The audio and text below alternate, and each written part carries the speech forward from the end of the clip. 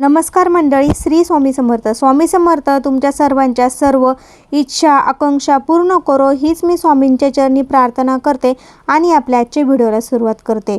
गुरुवारी श्रावणातील संकष्टी चतुर्थी आलेली आहे. तर या दिवशी आपल्याला गाईला खाऊ घालायच्या ही एक वस्तू 7 पिढ्यांचे दारिद्र्य नष्ट होईल. घरात लक्ष्मी टिकत नसेल ते देखील अडचणी दूर होतील. तर त्यासाठी आपल्याला गाईला ही एक वस्तू आवर्जून खाऊ घालायची आहे. संकष्टी चतुर्थी ही 22 ऑगस्ट 2024 रोजी साजरी होणार आहे. ही श्रावण महिन्यातील संकष्टी चतुर्थी आहे आणि गुरुवारी आलेली आहे. त्यामुळे हिला अनन्यसाधारण महत्त्व दिले आहे. चतुर्थीच्या दिवशी हे व्रत पाळण्यात येईल. संकष्टी चतुर्थीच्या दिवशी श्री गणेशाची आराधना केल्याने कार्यात यश मिळते. या दिवशी पुत्र गणपतीची पूजा केली जाते.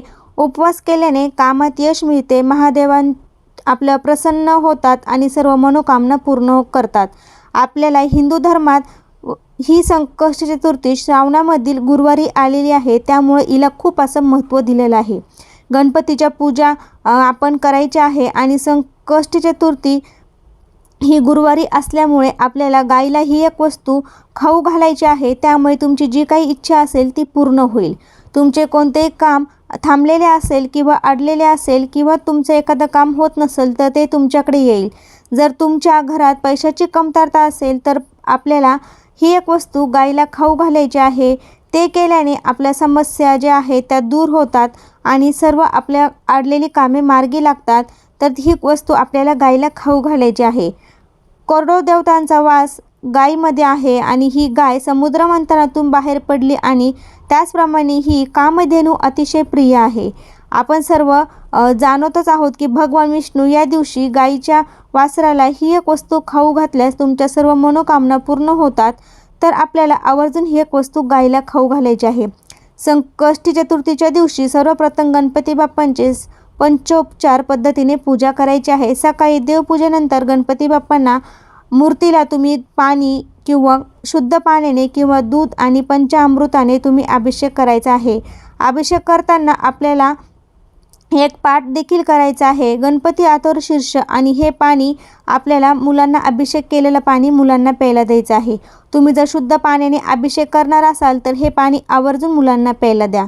यामुळे मुलांच्या बुद्धीचा विकास होतो. गणपती बाप्पा हे विद्येचे देवता आहे. आपल्या सर्वांना माहीत आहे की या दिवशी आपण गणपती बाप्पांना म्हणजे गणपती बाप्पांचे आवडते लाल जास्वंदाचे फूल अर्पण करत असतो आणि गुरुवारी आपण गणपती बाप्पांना नारळ आणि गूळ अर्पण करायचा असतो. तर आपल्याला ही श्रावणातील संकष्टी चतुर्थी ही गुरुवारी आलेली आहे. त्यामुळे आपल्याला नारळ आणि गूळ देखील अर्पण करायचा आहे आणि तुम्ही मोदकाचा प्रसाद देखील गणपती बाप्पांना अर्पण करू शकता. तर आपल्याला गणपती बाप्पांना 21 दुर्वाची जुडा देखील अर्पण करायची आहे. तुमच्या काही ज्या इच्छा असेल त्या पूर्ण होतील आणि तुम्ही ही जुडी देखील अर्पण करायची आहे. किंवा तुम्ही 21 दुर्वाची एक जुडी घ्यायची आहे आणि 21 दुर्वाची एक जुडी घेतल्यानंतर तुम्हाला 5 ज्या काही 21 दुर्वाच्या जुड्या आहे त्या घ्यायच्या आहे आणि या जुड्या घेऊन तुम्हाला तुमच्या मंदिरासमोर गणपती बाप्पांच्या मंदिरासमोर जायचं आहे आणि ती गणपती बाप्पांना अर्पण करायची आहे. या दुर्वांना आपण अतिशय महत्त्व दिलेलं आहे. गणपती बाप्पांना दुर्वा ही अतिशय प्रिय आहे. त्यामुळे तुम्ही गणपती बाप्पांना दुर्वा देखील अर्पण करायची आहे. तर या दिवशी आपल्याला गाईला कोणती एक वस्तू खाऊ घालायची आहे तर ती आता आपण बघूया. तर बघा, आपल्याला सकाळी अशी सर्व गणपती बाप्पांची पूजा करून घ्यायची आहे. तर जिथे गाय असेल तिथे आपल्याला जायचं आहे. सोबत जाताना आपल्याला काय करायचं आहे बघा, पाणी घ्यायचं आहे तांब्या भरून तांब्याचा, धूप दीप अगरबत्ती, आपल्याला हळदी कुंकू घ्यायचं आहे आणि जे तुम्ही पाणी घेतलेलं आहे त्या पाण्यामध्ये तुम्हाला थोडीशी हळद टाकायची आहे. कारण की ही जी चतुर्थी आहे श्रावणातील ती संकष्टी चतुर्थी ही गुरुवारी आल्यामुळे हळदीला अतिशय महत्त्व आहे.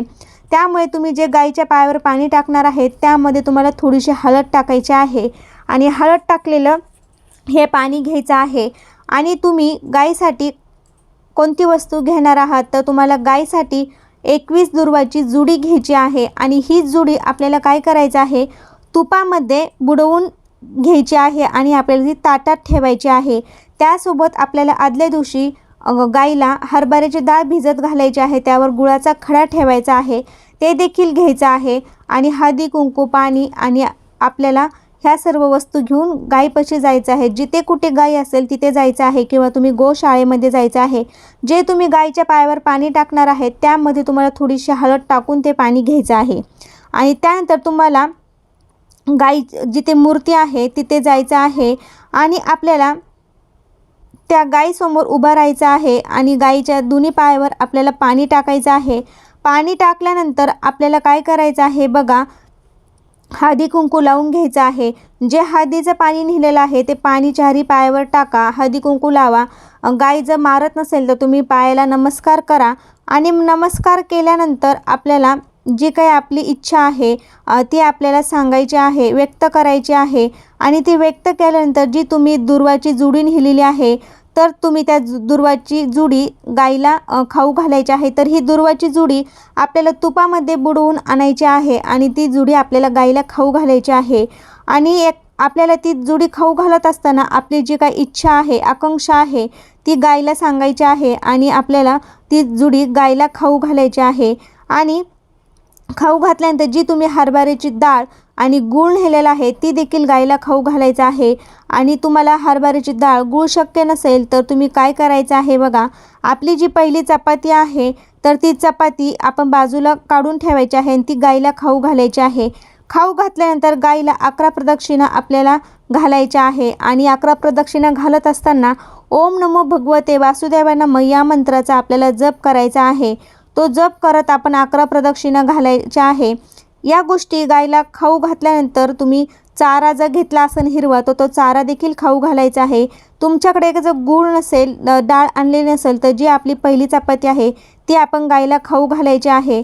अशा केल्याने आपली काही जी इच्छा असेल तर ती आपण व्यक्त करायची आहे। आणि नंतर काय करायचं आहे, आपण गाईला प्रदक्षिणा मारल्यानंतर गाईवरून मायेने हात फिरवायचा आहे आणि तुमची जी काही इच्छा आहे, आकांक्षा आहे किंवा तुमचे जे काही गरिबी आहे, दारिद्र्य लागलेलं आहे तर ते दूर होते असं म्हटलं जातं। त्यामुळे गाईला मनोभावे नमस्कार करून 11 प्रदक्षिणा मारायच्या आहे।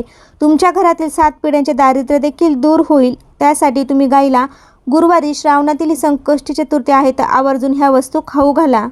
मी ह्या सर्व गोष्टी खाऊ घालून गाईला चारा देखील खाऊ घालायचा आहे आणि गाईच्या मानेवरून मायेने हात फिरवायचा आहे। तुमचे दुर्दैव नष्ट होईल, गरिबी नष्ट होईल आणि तुमच्या सर्व अडलेले कामे मार्गी लागतील। 7 पिढ्यांचे दारिद्र्य देखील नष्ट होईल। गाईच्या पाठीवरून हात फिरवल्याने आपल्या आयुष्यातील सर्व अडचणी दूर होतात, सर्व इच्छा पूर्ण होतात। आपल्याला या दिवशी गाईला दुर्वा खाऊ घालणे शक्य नसेल तर आपण गाईला जी सगळ्यात आधी जी पोळी केलेली आहे तर त्या पोळीवर गुळाचा खडा ठेवून तो खाऊ घालायचा आहे। तुम्ही अशी ही वस्तू गाईला जर खाऊ घातली तर तुमच्या सर्व इच्छा, आकांक्षा पूर्ण होतील आणि तुमचे मनोकामना देखील पूर्ण होईल। तर अशा प्रकारे तुम्ही गाईला ही एक वस्तू खाऊ घालायची आहे। तुम्हाला ती दुर्वाची जी जुडी आहे ती तुपामध्ये बुडवून डिशमध्ये आणायची आहे आणि ही दुर्वाची जुडी तुम्ही गुरुवारी श्रावणातील संकष्टी चतुर्थीच्या दिवशी गाईला खाऊ घाला।